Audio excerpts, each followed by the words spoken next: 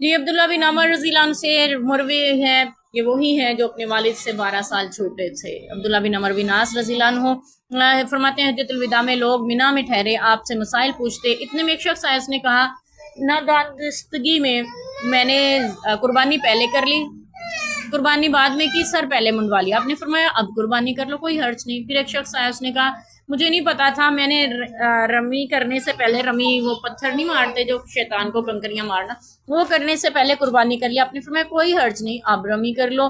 تو اس طرح سے جب بھی یعنی کسی نے مناسک حج کے بارے میں پوچھا کہ یہ میں نے پہلے کر لی، یہ بعد میں، آپ فرماتے کوئی حرج نہیں کر۔ حج کے دن دراصل حاجیوں نے کنکریاں بھی مارنی ہوتی ہیں، سر بھی منڈانے ہوتے ہیں، قربانیاں بھی کرنی ہوتی ہیں۔ ان تینوں میں سے کوئی بھی عمل پہلے کر لو، بعد میں کر لو، کوئی حرج نہیں ہے، لیکن اسی دن ان تینوں اعمال کو سر انجام دینا ہوتا ہے۔ تو آپ صلی اللہ علیہ وسلم اس کے بارے میں یہی فرماتے رہے کہ کوئی حرج نہیں۔ تو یہاں پہ یہ بھی پتہ چل رہا ہے کہ آپ صلی اللہ علیہ وسلم اس وقت سواری پہ سوار تھے، تو سواری پہ بیٹھے ہوئے بھی فتویٰ دیا جا سکتا ہے، یا کسی اونچی جگہ پہ کھڑے ہوئے بھی آپ یہ مسائل پوچھ سکتے ہیں، ان کو جواب دے سکتے ہیں۔